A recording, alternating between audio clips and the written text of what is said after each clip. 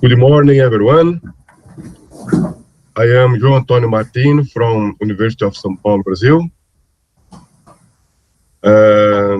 This is the talk of 2020 IEEE Electronic Device Sou Brasil chapter webinar on micro and nano device.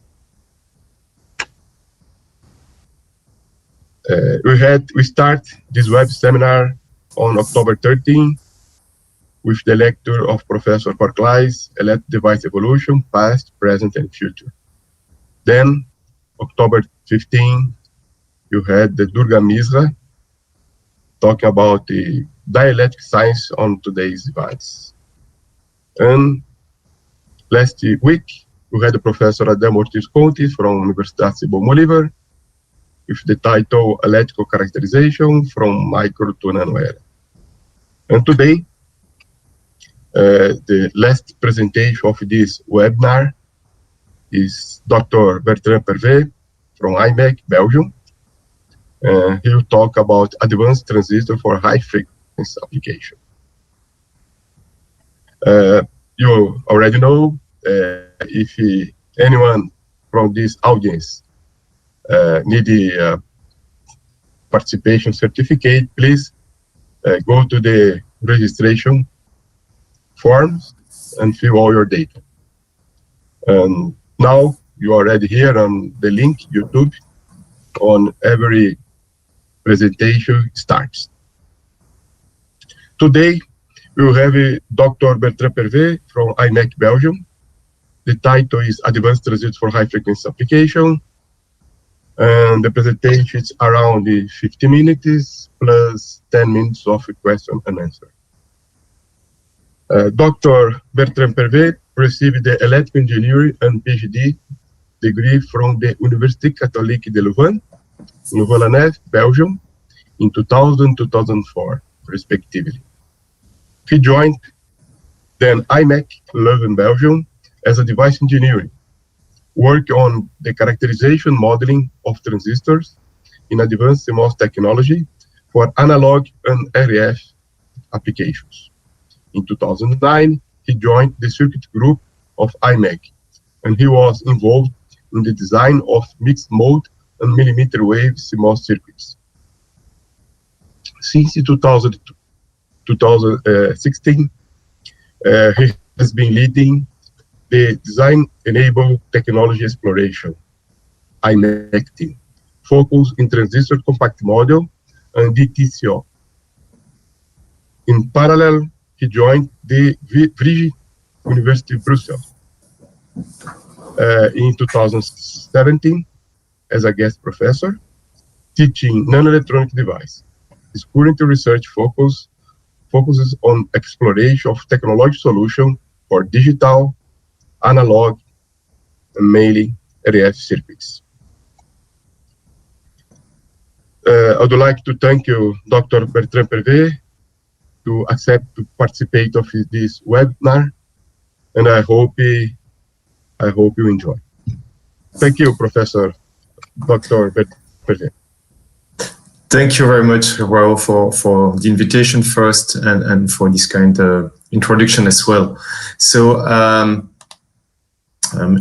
gonna share my screen now in order to start this webinar. Don't hesitate to ask questions through the chat, as was mentioned before. So it's my pleasure today. I hope you can see my screen. Yes, it's okay. Yes. Okay, so it's my pleasure to start to introduce you the recent development we have done in IMEC on very advanced transistors for high frequency applications. And when we speak of a high frequency application, basically it's primarily dedicated to applications which are in relation with communication systems. Communication systems is you know, basic communication system is depicted here. And when it comes to implementation for radio, basically the same happens. We need to transmit information from an emitter to through a channel to a receiver. And this is implemented with some circuitry, as you can see here. where the information is, let me take a pointer maybe. The digital information is converted in the analog domain and then up converted to high frequencies and then sent in the air through this antenna.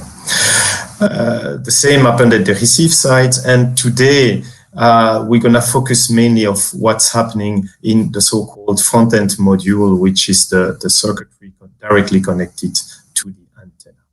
And because it's this part of the circuit deals with very high frequencies, we will actually discuss today high-frequency transistor for that.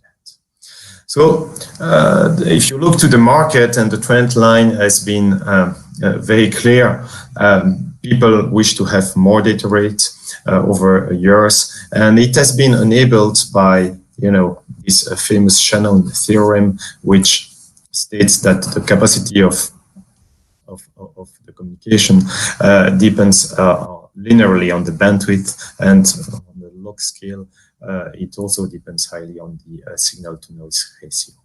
So basic idea is very simple. If you want to increase this data rate, the first thing you're gonna do is to increase the bandwidth. That's the most efficient way to increase bandwidth. Concern is that bandwidth today is a bit limited in the low frequency band of the radio, because we already find there a Wi-Fi, GSM, and plenty of radio systems. So if we want to enable 5G or 6G radios, you'll need to get more and more bandwidth, and this bandwidth is only found at high frequency bands. So the units here are gigahertz, and you see that we speak of a millimeter wave or even terahertz or sub-terahertz frequency for the 5 and 6G generation. This will have an impact on the technology choice for our transistors. While CMOS and gallium arsenide, gallium nitride are potentially good transistors for the low frequency or the sub-100 gigahertz applications, we believe that indium phosphide will make a big difference for transistors and circuits operating above 100 gigahertz. There is another catch with going to high frequencies, and what is this is that the attenuation that Mother Earth gives us, atmospheric attenuation, increase with frequency as well. So it has also some implication on the way radio systems are designed today, and the trick here is to use beamforming. Why so? If you just look to a single antenna system where all the energy is sent isotropically, so in all directions, only a small amount of that energy is actually captured by the receiver. It would be way more efficient to have a directional antenna, and this is possible, and to realize that. And this is implementable through an array of antennas. So you can see that you can gain efficiency at the price of complexity. In short, new radio systems will operate at higher frequency in the millimeter wave or even sub-terahertz band, and therefore there are a few challenges. These challenges are the following. First, the form factor. I just told you that the complexity increases, more elements, more antennas, so more space basically. On the other hand, the size of your handset will not change, so you have some constraints coming from just the form factor. As mentioned earlier, the obvious challenge is to cope with these high frequencies. And finally, but probably most importantly, the efficiency is getting more and more critical. And the efficiency, mainly we speak of efficiency of the PA, the power amplifier, because as you can see from this pie chart that is coming from the power consumption on a 60 gigahertz transceiver, most of the energy is consumed by the power amplifier. So it's getting critical to optimize this circuit and the technology that goes together. In order to answer these questions, the talk today will try to have a look to technologies, to transistors, to solve these few questions. First, we're going to have a look to high frequency operation of transistors, and with the first, most importantly, we first have a look to the small signal modeling, how parasitics are can be taken into account. Second part of the presentation will focus on the technology aspects. I already told you that we'll need something more than CMOS at first sight. And the third part of the presentation today, we're going to have a look to compound semiconductors for this front-end module. And I'm going to give you two study cases that are under development in IMEC currently, namely GaN silicon technologies and nanowrench HVT. Let's start from the small signal modeling of high-frequency transistors. Well, in general, to design front-end modules and RF circuits, a lot of figure of merits are important. We're gonna, in this presentation, in the sake of time, focus only on the frequency and linearity, which is combined with the power problem. But be aware that there is more than that to take into account. These parameters are more or less listed here. And when it's about speed and frequency operation, the two main figure of merit are the FT and Fmax. But what is this? FT, by definition, is the cutoff frequency of the current gain. So if you take a general two-port system, you basically want to know up to which frequency you have more current at the output as compared to the input. This current gain is largely independent of whatever series impedance you can find here, because the current will not change, while on the other hand, it will largely depend on what you, the shunt capacitance, for instance, that you will find at the input of your system. Now, if we replace this black box by a transistor, and we'll take the example of the HEMT or the field effect transistors, MOSFETs in particular, you can see on the right-hand side that the equivalent circuit that you can draw for these two devices is quite similar. You can have it more or less complex if you take more or less amount of precision in terms of parasitic modeling into account. But for these two devices, we can come to a closed form expression for the FT, which is depicted in the bottom left part of your slide.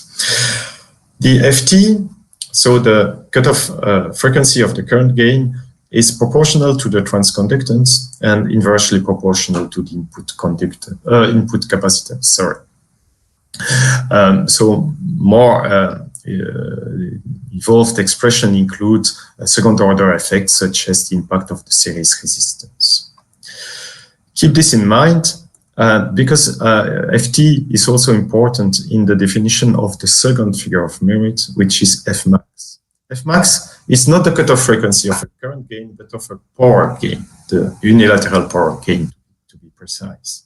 And we can as well derive an expression for these two devices. And this expression here is depicted here. You see that it depends on FT, but there is a denominator term here, and this denominator in particular depends on two elements that were not present in the definition of FT, namely the output resistance.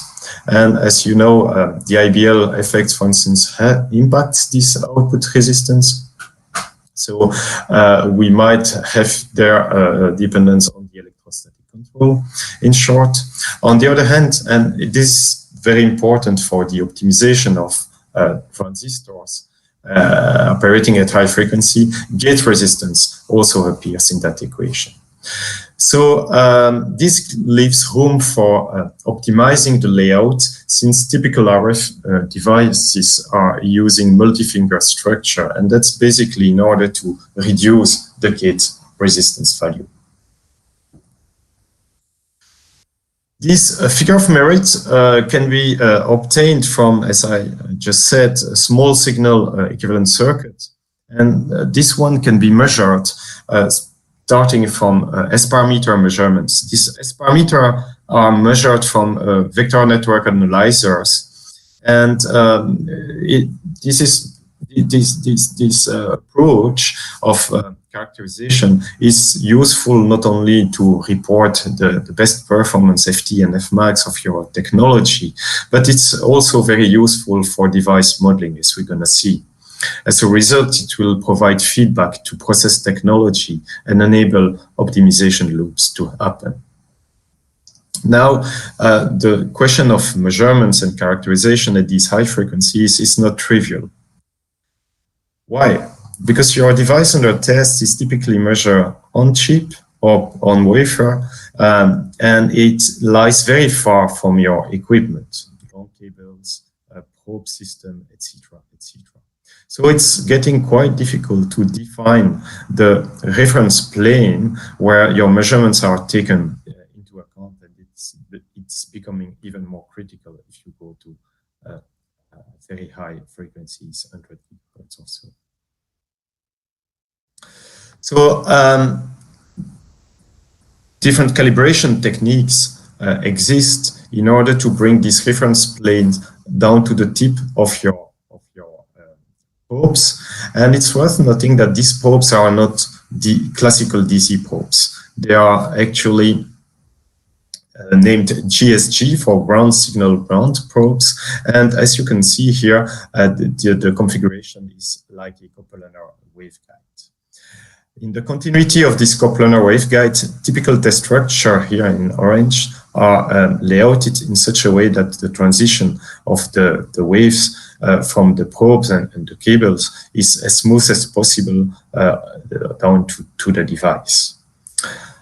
Now, there is an additional question. You basically want to measure your transistor here in the center and not the interconnect and this pad set.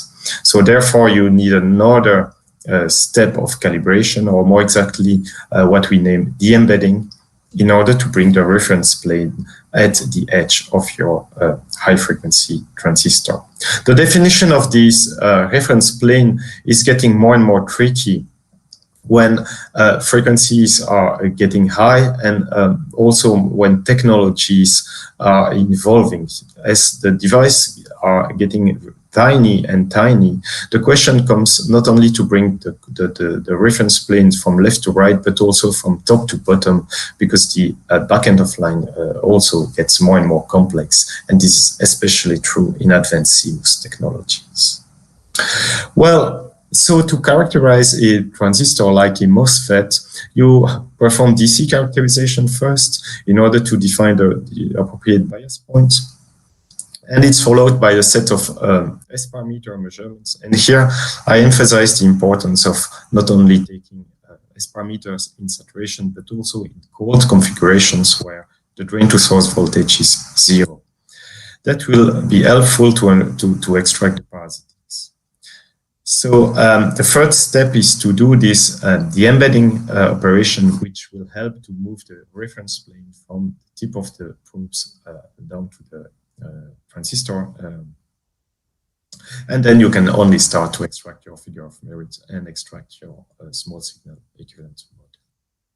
What is this small signal equivalent model? As you can see here, you measure at a certain reference plane, and you can bring through the embedding your reference plane closer to your device. And looking to what remains after the embedding, you have this blue area here. This blue area includes different layers, and I represented that like Russian puppies. And you see that at the center you have the intrinsic transistor, which is basically where your field effect, wished effect lies. And all the other are what we named parasitics or extrinsic components. These extrinsic components are typically extracted under a cold configuration. Looking into the heart of your transistor, the intrinsic model looks like this. you can see that you have your transconductance, which is the heart of your transistor. And we added an exponent here, which models the non-quasi-static effects.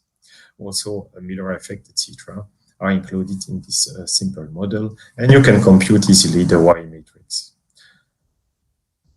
The layer around that intrinsic basically is composed of the fringing capacitance, as illustrated here on the left-hand side, and you can also define a set of 3 capacitance to model these fringe capacitances and compute the Y matrix easily.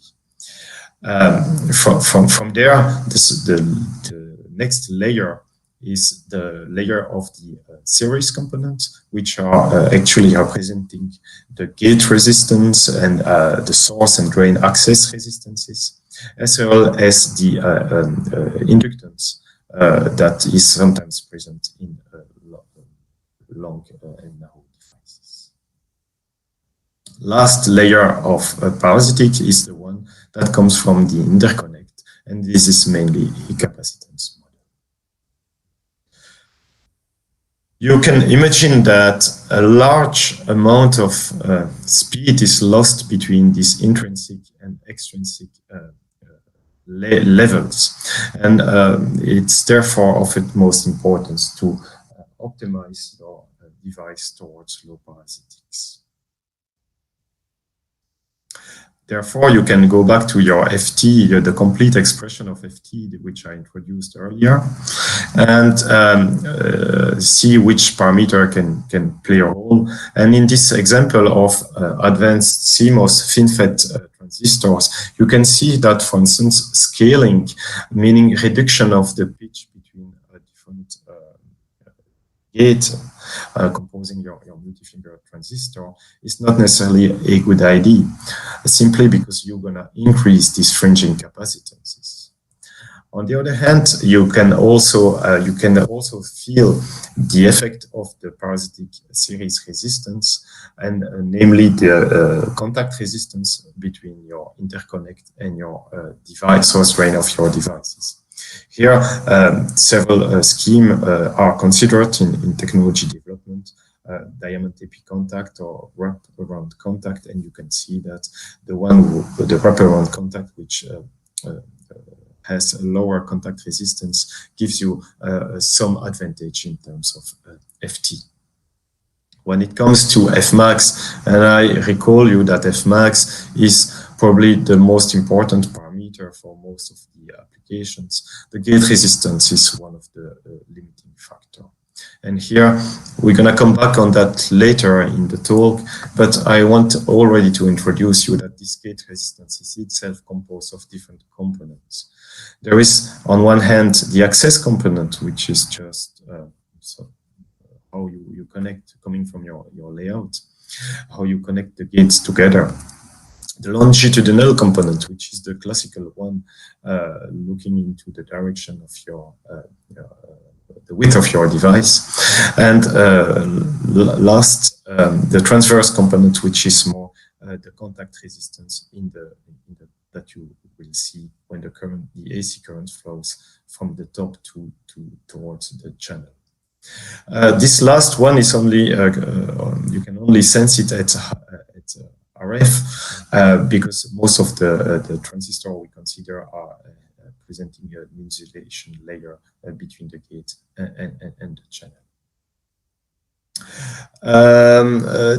This last component plays a role in technologies like CMOS and less in HEMT technologies depicted here.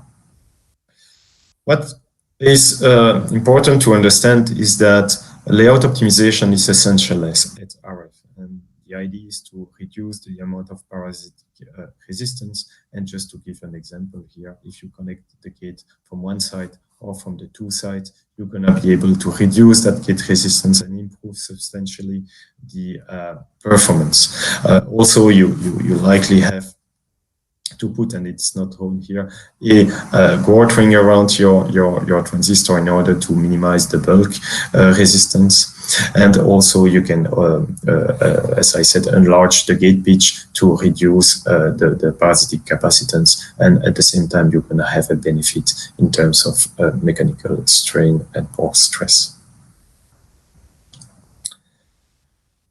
Let me go to the second part of this presentation, where we're gonna actually have a deep dive into millimeter wave circuits and look to the link between system specifications and technology choices.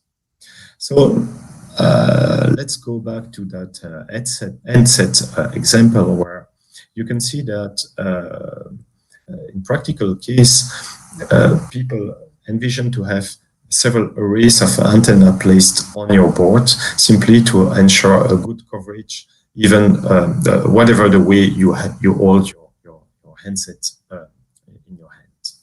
So size matters, and this size, optimal size, is given by how do you say that?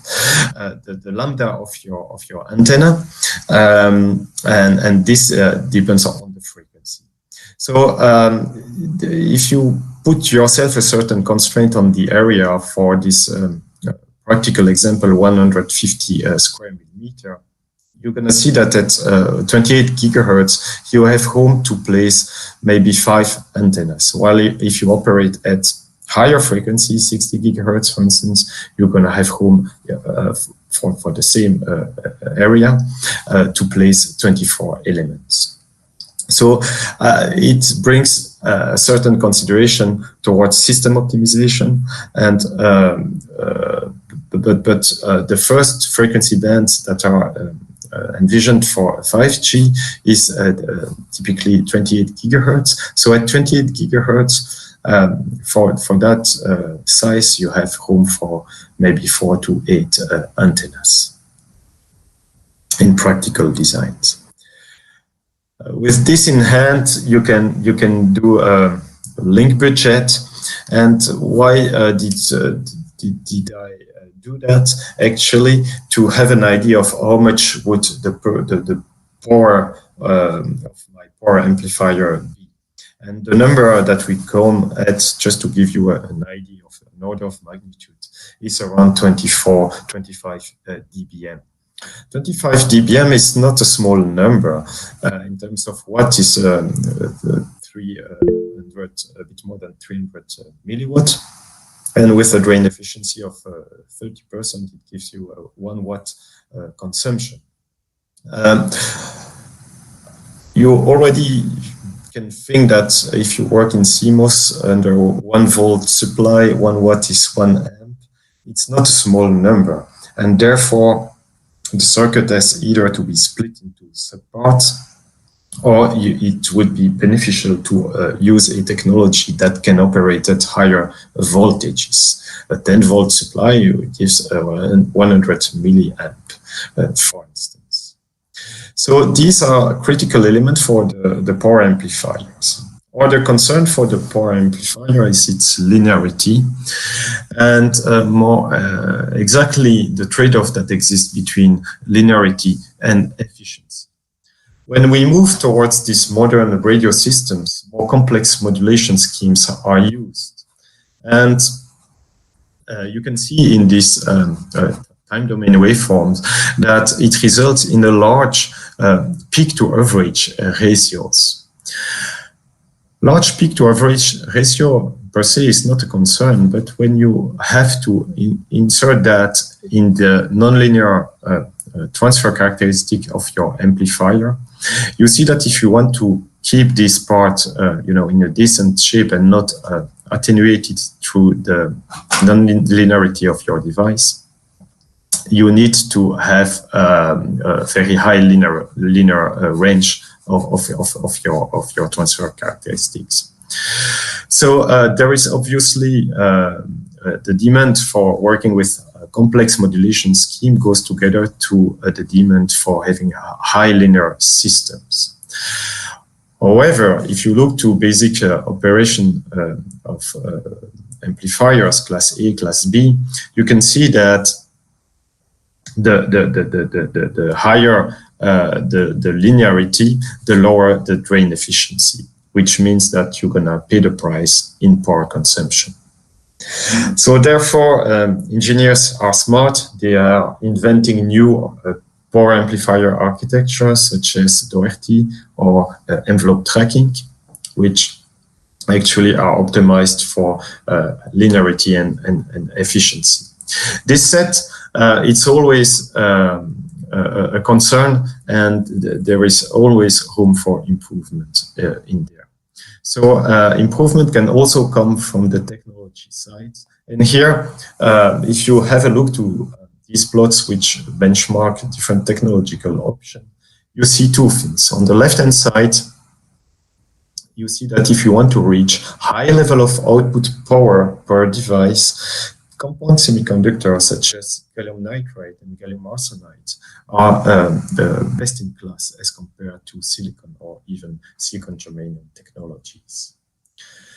Looking to the efficiency number, and this comes from a survey that Georgia Tech published on their website, you can see that basically you would like to operate at a large amount of power with a large efficiency. So the top right corner is the wished corner.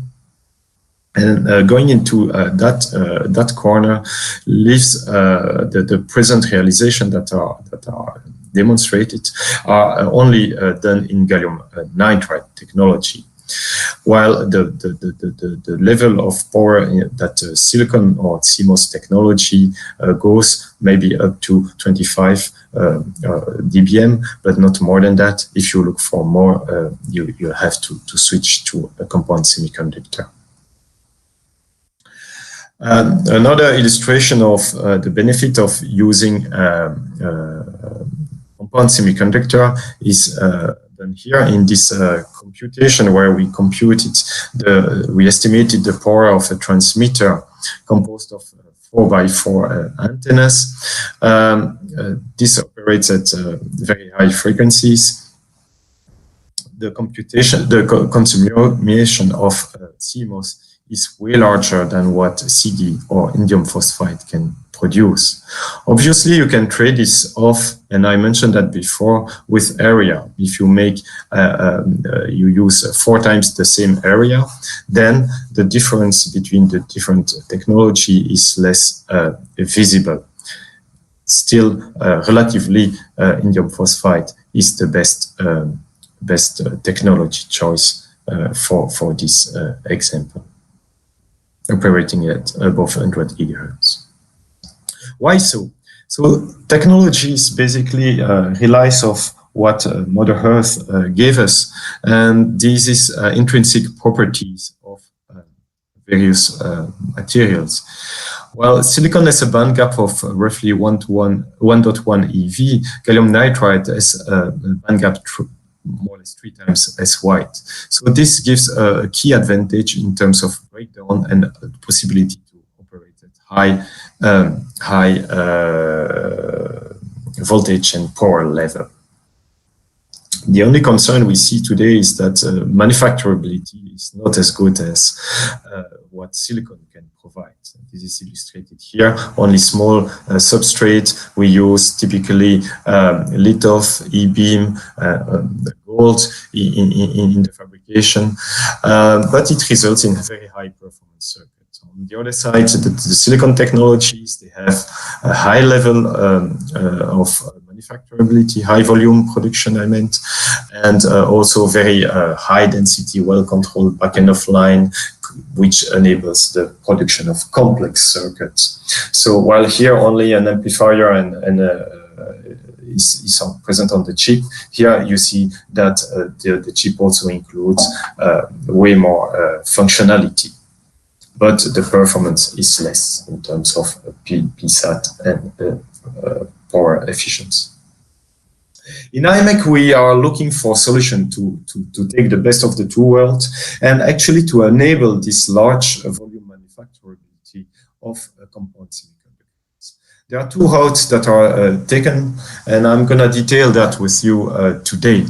The first one on the left is very much exploratory. We look to HBTs, so a bipolar transistor, heterogeneous bipolar, heterojunction bipolar transistors made on gallium arsenide or indium phosphide substrate, and this aiming very, very high frequencies, the sub-terahertz band.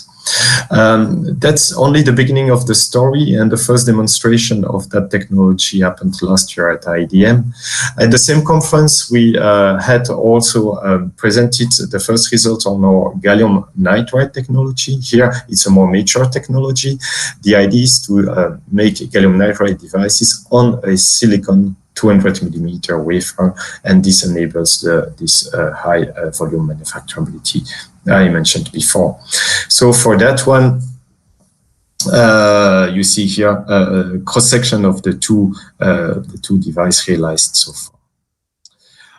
Ideally and ultimately, we want to combine this compound semiconductor technology together with CMOS, and that will enable to have the best of the two worlds in terms of performance and complexity.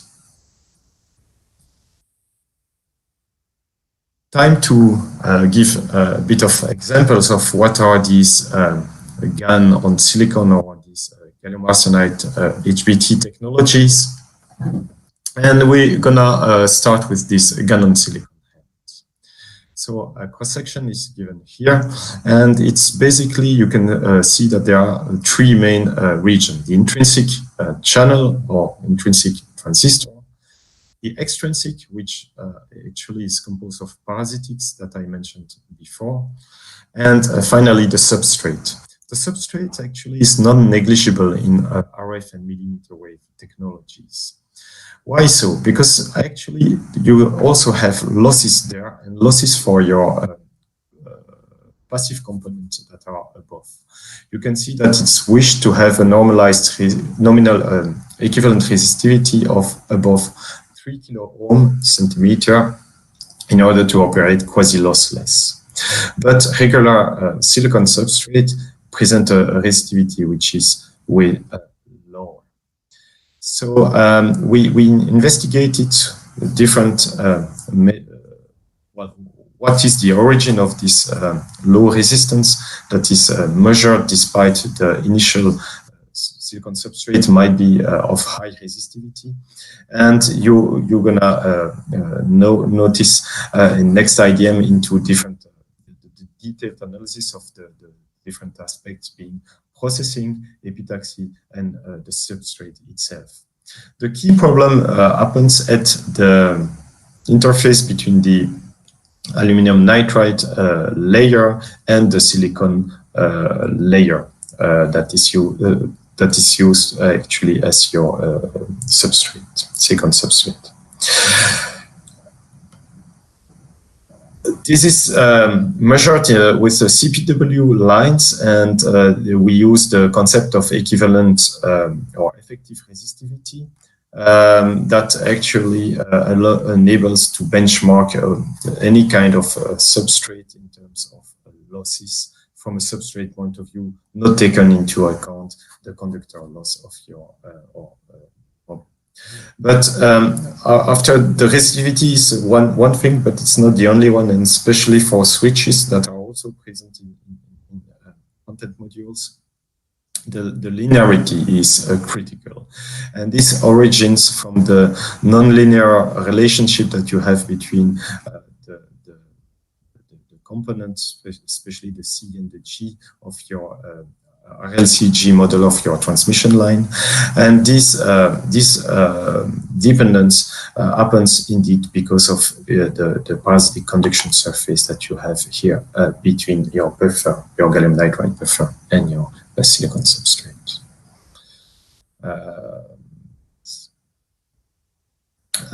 Despite this, we are able to demonstrate relatively low level of distortion, about minus 80 dBm for the second harmonic, and at a resistivity level which are around 1 kilo ohm, which is better performing than high resistivity silicon on insulator technologies. It's still not as good as the optimized trap-rich substrate, but this shows that GaN silicon is promising and is not a limiting factor yet from that point of view. Looking to the intrinsic part of the device now. First, how do we fabricate these transistors? It starts with after the epi stack is made a CO deposition. We do the isolation implant, and then it comes time to build the gate. The gate stem is first etched through this silicon oxide layer, and then we deposit the gate metal. And you see here cross-section image of the T-shaped gate. Why do we use a T-shaped gate? You guessed it, I presume. It's in particular to reduce the gate resistance value. And then time to connect the source and drain of the device, so another etch and deposition of the ohmic metal anneal. And the idea here is to obtain a very good contact resistance, and after that we continue with the contact etch and the metal deposition. Okay. Reference device in this first demonstration is featuring a gate length of 0.3 micron.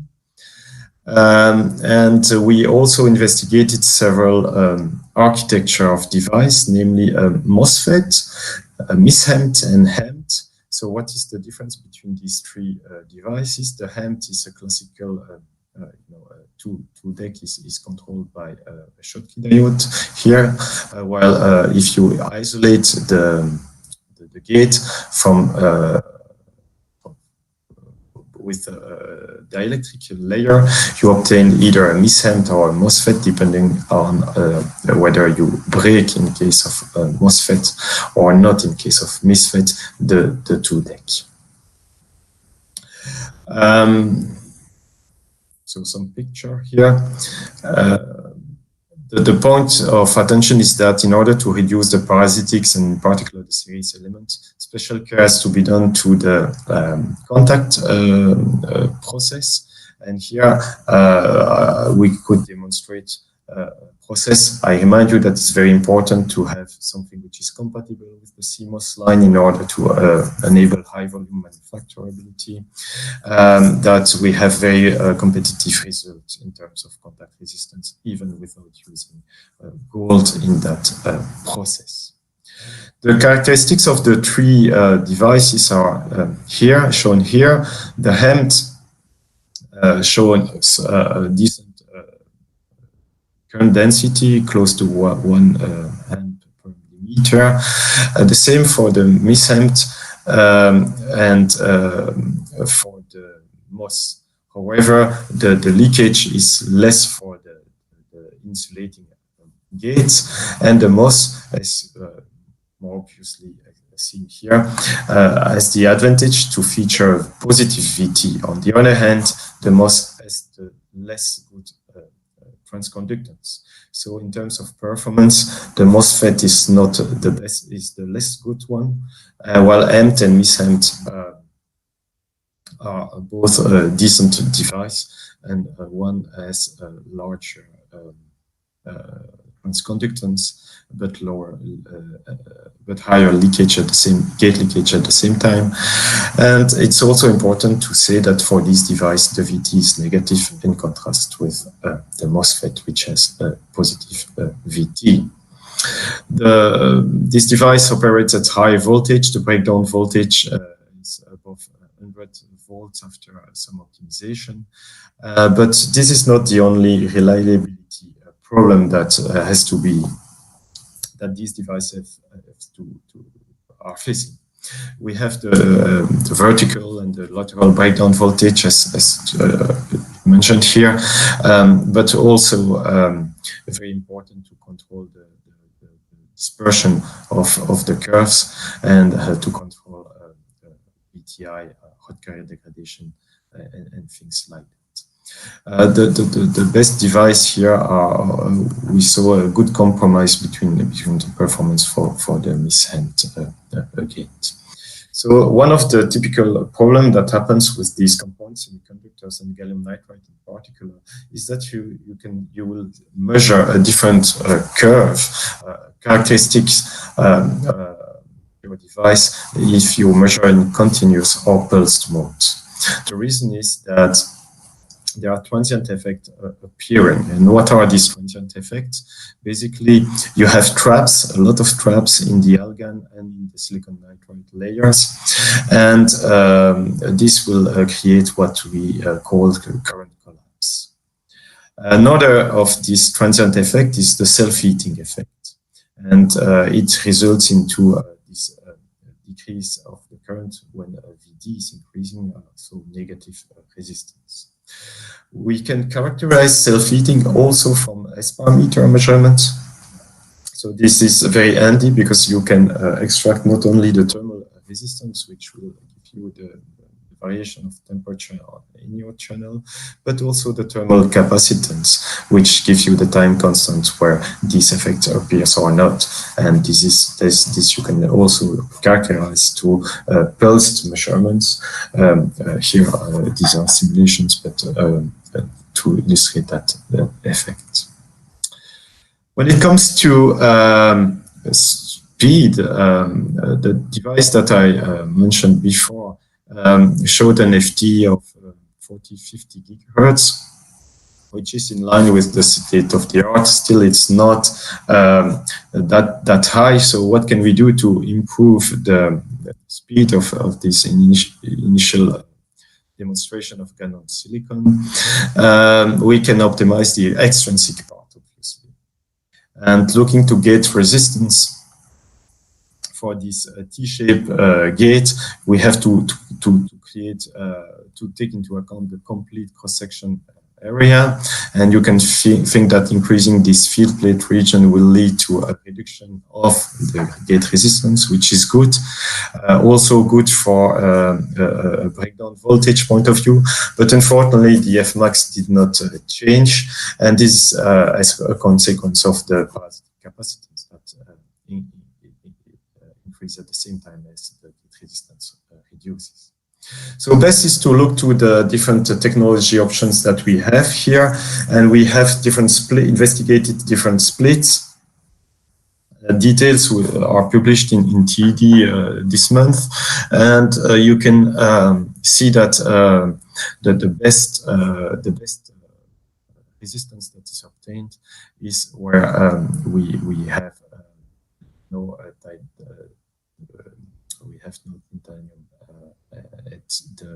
in the gate stack. This enables to improve Fmax. Obviously, FT does not really change between the different results. So what we are now developing in IMEC is a second generation of gallium nitride on silicon technology, and this is even more advanced because now we are using copper backend with 3 layers of copper, and this enables the creation of multi-finger devices. FT and Fmax here are a bit higher, and we're also measuring some large signal load pull characterizations, which is again very important for power amplifier applications. And you can see here that we obtained a PAE of 40, a bit more than 40%, 42% at 28 gigahertz, which is in line with a state of the art. Still, at that particular frequency,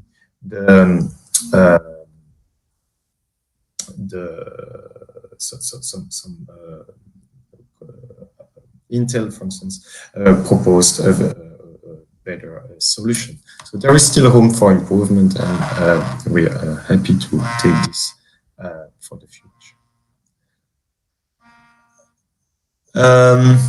It's maybe time to quickly, because I see that time is passing fast, to have a look to this nanowrench. So this is a more exploratory road that we are pursuing in IMEC in order to construct 3.5 on silicon substrate.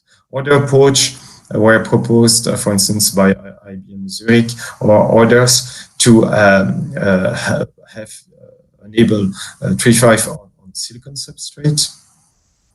However, in IMEC we use this nanowrench technology, which looks a bit strange from a distance, and it's because it's based on what we call ridges. So it's a trench of 3.5, which is built on top of a silicon wafer.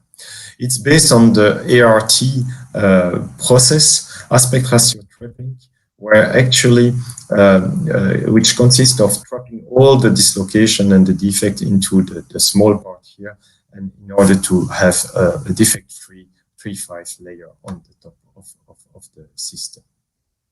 With this, we demonstrated first these devices using a LabFab technology. I'll skip for sake of time the process flow and just go to the key results at the end. Basically, we were able to demonstrate working devices with decent IV performance, especially if you compare to state-of-the-art. The Gummel plots and the beta numbers are quite good. This set, we observed that the side wall of the nanowrench strongly influenced the characteristics, and we have to pay a lot of attention there to optimize the devices. And finally, the RF performance is not yet there, only something like 10 gigahertz in this first initial performance, but we are today working actually on optimization and also to focus on indium phosphide in order to go to a higher frequency with this technology. So it's time to conclude. What did we discuss today is the following. New radio systems are more complex and they will operate at higher frequencies. Therefore, we need a technology which is adapted, and working at high frequencies requires a careful modeling and characterization of the small signal, the parasitics of the devices. But it's not the only point which matters. Power is also very critical, and therefore compound semiconductors are best in class. The concern of the state-of-the-art today is that it's still based on technologies which are not yielding high volume manufacturability, and therefore the solution that the study case that I took with you today, namely GaN on silicon and this nanowrench technology, are very promising in order to enable large volume manufacturability together with high performance devices. Gallium nitride is more mature than nanowrench, obviously, and is a promising solution for below 20 gigahertz applications. With this, I thank you, and I encourage you of sending questions in the chat.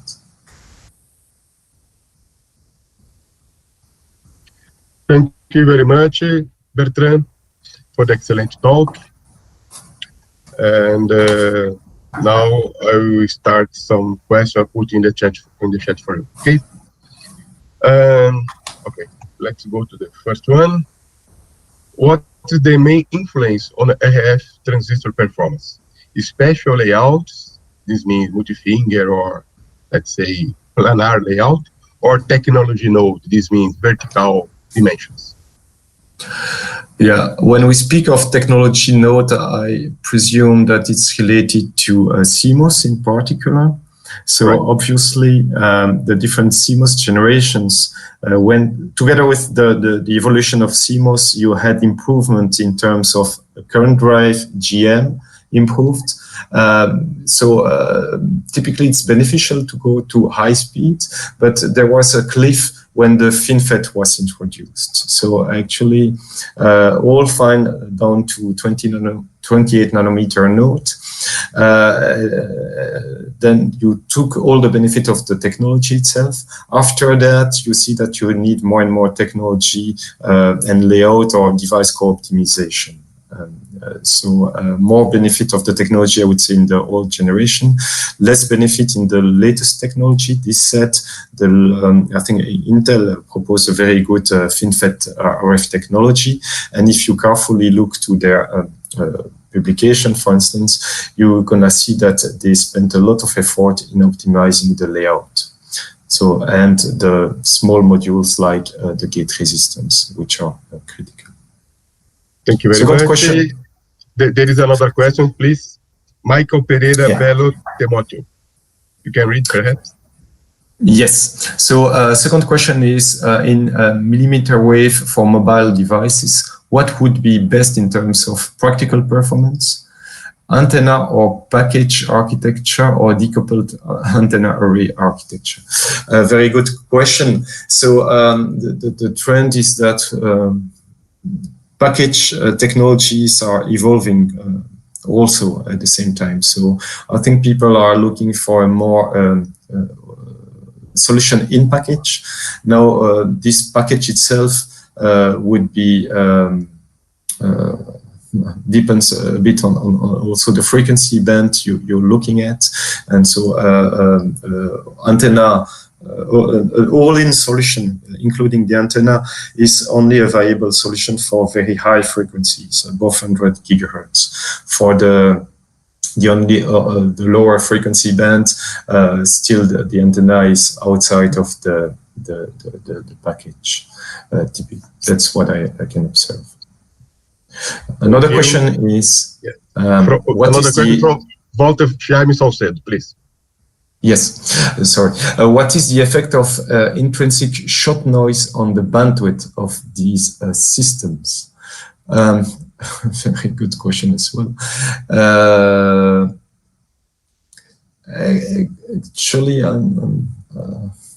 I will interpret the question because the noise per se has no effect on the bandwidth, but it's definitively affect the signal to noise, and therefore some impact, because shot noise is a relatively low frequency component. It will have an impact on DSNR, yes, and so on your link budget and the way you optimize your architecture. From a device and transistor point of view, the low frequency noise, indeed, I should say that I don't have too much to say on that. It's not, shot noise is potentially not the most critical one. For this device I mentioned, we see also a lot of low frequency noise coming from the defect of the material itself or from the gate stack. This is more flicker noise kind. The shot noise is more or less well under control. So as soon as you model it, the designer can take appropriate solutions. Okay. Thank you very much for your presentation. Thank you very much for the answer some questions. I think it was a good opportunity for everyone here in Brazil and also outside the world that is participate of this presentation, to see what's going on in IMEC, in your research group. Very interesting topics, very hot topics, many things for the future, right? 6G, exactly. 7G, I don't know. After the 6th one, probably. Thank you for the interest. Of course, if you are interested, don't hesitate to send me questions. Also, you can browse our website, and there are PhD position open around for this kind of work. So feel free also to join the team. Excellent. Please stop the presentation in order the people can see you. Excuse me? The share. You are sharing your screen, right? Stop sharing. Yes. That the people can see you. Okay. Okay. Okay. Yeah. Now he knows. Hello. Who are you? Hello. Yeah. Thank you very much. I don't see the audience, but I was happy to share this with you today. Feel free to contact me. More than 60 people was in the audience. That's a good opportunity for everyone knows the work that you have done in IMEC and many hot topics and very interesting topics. Thank you very much for your attention to accept to participate of this webinar. And I hope see you next year in IMEC or here in Brazil or perhaps in another web seminar, right? Okay. Thank you Many for say thank you very much for you in the YouTube channel. I just say to you, but thank you very much for everything. Great. Thank you for attending. Have a good day or a good evening. Thank you. Bye, people. And I'd like to thank all the audience for the participating.